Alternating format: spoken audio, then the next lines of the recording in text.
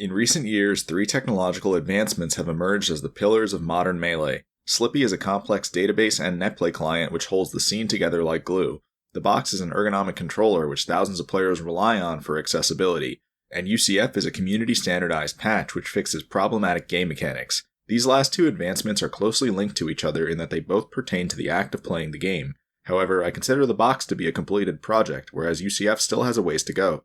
This video will investigate the true implications of UCF and explain why overhauling it is the next step forward for Melee. Hello, my name is Dan Salvato, and I would like to talk about controllers. As many of you know, there's been a lot of recent discussion surrounding controller mods in Melee. This includes hardware mods, such as tweaking the controller circuitry, or even building brand new controllers. But people have also been talking about software mods, that is, how Melee's controls can be fixed using traditional game hacking methods. Among the many possible stances to take on each of these, the community is still split on how to handle these kinds of mods. However, we discovered that there is a consensus on one fact. It's both frustrating and expensive to hunt down what people consider a good controller in Melee. A good controller can significantly increase your consistency in performing certain techniques, such as dashback and shield dropping. Many high-level players are extremely picky about this, and rightfully so. If your opponent has a controller that can achieve near-perfect consistency, but your controller randomly fails, then you're at an automatic disadvantage before the match even begins. We believe that this unfair imbalance and excessive controller hunting needs to stop, and that's why we developed a solution. We call it Universal Controller Fix.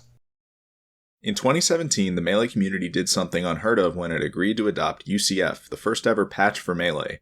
UCF was originally branded as a solution to the controller hunt which plagued mechanics such as dashback and shield drop. These two mechanics were single-handedly responsible for controllers costing hundreds of dollars back then, and so solving that issue was well received. However, as you heard in the clip I just played, the community didn't seem to be too certain about what UCF's true implications were. Game modding was uncharted territory back then, and so while pitching UCF as an equalizer may have been an easy marketing ploy, it ultimately wasn't very descript. I was well aware of this all along, having gotten myself involved with controller modding around that same time period. My modding endeavors largely involved Arduino microchips, which are mostly remembered for the logistical issues they caused. The UCF video you just saw referenced my work by presenting UCF as a successor to it. However, while UCF may have been a successor in terms of its implementation, my work had unforeseen merit in terms of its goals. Recently, plenty of Melee pros have raised issue with the fact that the box is at several advantages over the GameCube controller. These complaints may seem like an issue at first glance, but they're actually helpful for reaching our end goal. I say this because these complaints play into the hint I gave a moment ago when I suggested that I was onto something back in 2017. Back then, I knew that I needed to standardize a software mod that would put the GameCube controller on par with the box. My approach was always transparent about the fact that the GameCube controller would need to be improved in order for this to happen.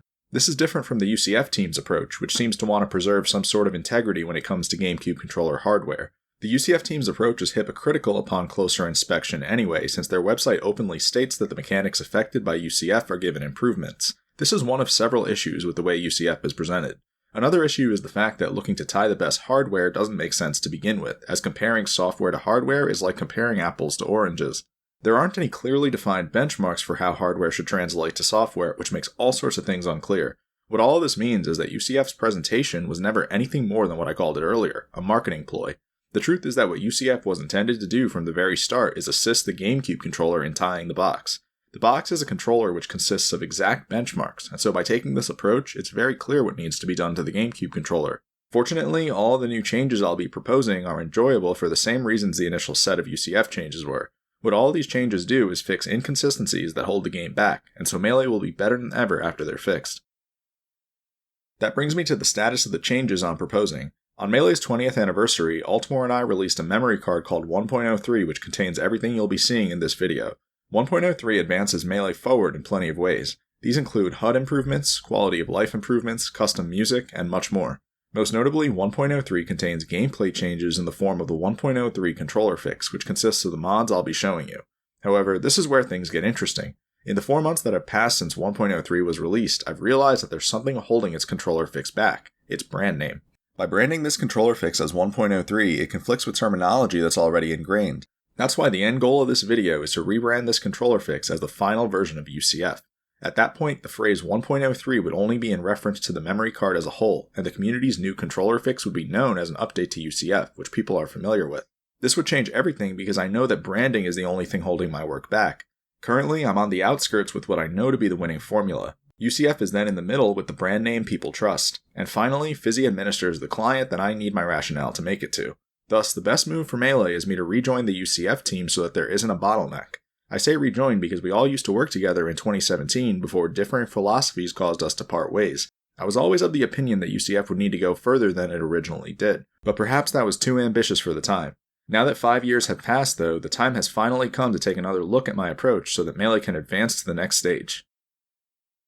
The work I'll be showing you in this video was mostly covered in 3 videos I released in January. In order, these were The Last Hope for GameCube Controllers, The Truth About Smashdi, and Why Your Throws Don't Work. What this video will do is connect these 3 videos as to complete my proposed update to UCF. I'll start with an overview of my approach. The box is able to bypass areas of the game that suffer from either a small range issue or a polling issue, and so these advantages need to be transferred to the GameCube controller. Additionally, the GameCube controller will be given access to an advantageous button remap. This will improve Melee tremendously by making its mechanics more competitive, while also easing ergonomic controller legality. I'll start by listing what's currently featured on UCF. 2017's UCF began with dashback and shield drop fixes, and at some point Wiggle Out of Tumble was fixed down the line. The UCF version I'll be proposing will be significantly different from this. Wiggle Out of Tumble will receive a small improvement, and Smashdi and Dash Out of Crouch will also have their polling issues fixed. Then Shield Drop will receive a huge improvement, and 1.0 Cardinal and Vertical Throws will have their ranges addressed as well. Finally, the option to turn Z into your jump button will be added. Of these 8 features, the Dash Out of Crouch fix is the only one that improves the box, but it improves the GameCube controller more so. I'll explain why that's the case once we get around to it. I'll begin by going over the mechanics with range issues first, as these are good for conveying what box parity looks like. Let's start with Shield Drop and 1.0 Cardinal. On vanilla Melee, both of these mechanics have unreasonably small ranges. UCF currently increases Shield Drop's range by a decent amount, while leaving 1.0 Cardinal unaddressed. However, this still isn't enough even for Shield Drop. The box equivalent of these mechanics is a Shield Drop range that expands all the way downward and Cardinal rims that clamp to 1.0. These ranges ensure that both of these techniques will succeed. The Shield Drop improvement here is considerable, as even controllers with degraded rims will have no trouble shield dropping at this point. Then, the 1.0 Cardinal fix will give you a consistent input that won't fluctuate during movements such as dashes and aerial drifts. This fix will usually also improve your character's speed by 1%. The next range-related fix is Vertical Throws. One of the most common missed inputs in competitive play is accidentally inputting a side throw rather than a vertical throw. The reason this happens is because the game developers seemingly forgot to give vertical throws the proper range. Instead, they only gave it the vertical corridor. This means that having your analog stick pulled even slightly to the side of the corridor will result in a horizontal throw. The box can never run into this issue because it's able to cleanly point up or down. Thus, we'll fix this issue for GameCube controller users by increasing the range for vertical throws to be the same as vertical tilts. Vertical tilts use a range called the 50-degree line, which provides leniency to either side. This range will help you nail your vertical throws. Next, let's move on to polling-related fixes. The first one is dashback. There's not much to go over here, as UCF's tilt-turn algorithm is good in terms of fixing this mechanic. However, the current version of UCF contains a mistake in its Wiggle Out of Tumble fix. The mistake is that UCF applies the tilt-turn intent fix to Wiggle when this isn't necessary, as Wiggle doesn't have a tilt-turn equivalent. Instead, you can simply fix Wiggle by increasing its window to 2 frames. Without getting into too much detail, this makes your odds of succeeding a Wiggle Out of Tumble slightly better.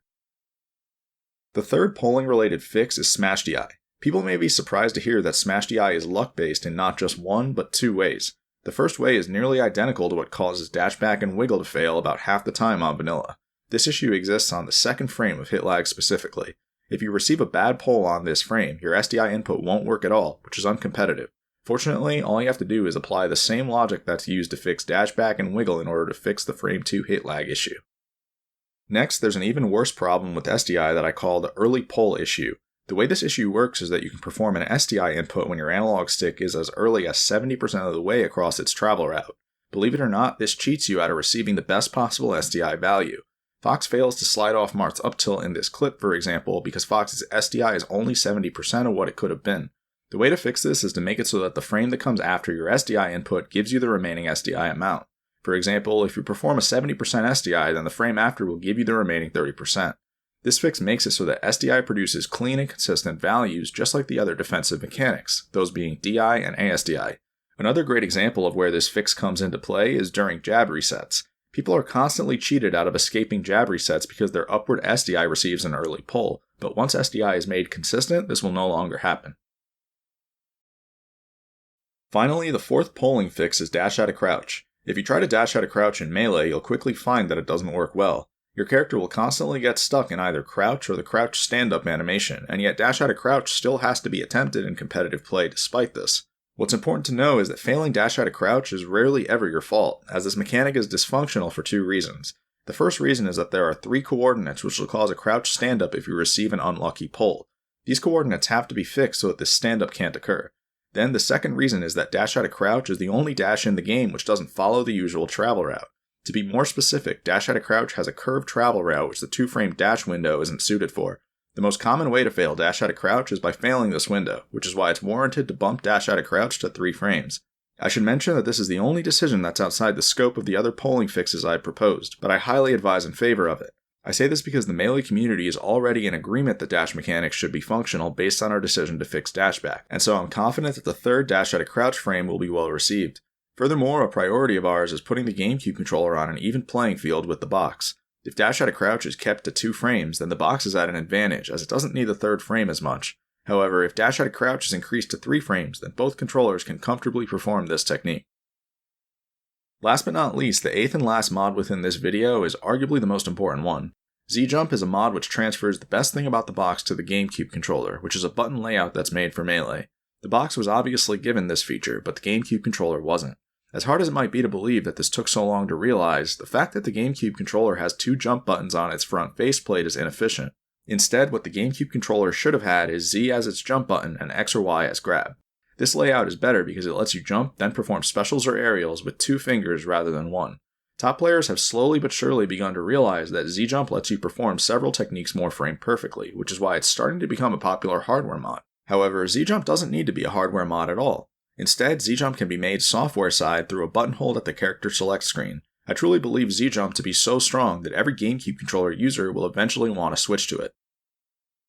To recap this video, we've finished what UCF started by creating the most competitive version of Melee. The small range issues that were addressed are shield drop, 1.0 cardinal, and vertical throws. Then the polling issues that were addressed are dashback, wiggle, SDI, and dash out of crouch. Finally, the option to use Z as your jump button was added to the character select screen. All these mechanics were fixed in ways that make the GameCube controller equal to the box. The only special case on this list is the increased timing window on dash out of crouch. This fix benefits both controllers, but it benefits the GameCube controller more so. If you're interested in trying this controller fix, it's available through the link in the video description. This link takes you to the 1.03 memory card download and installation page. From there, you can set up this memory card very quickly on your Dolphin client.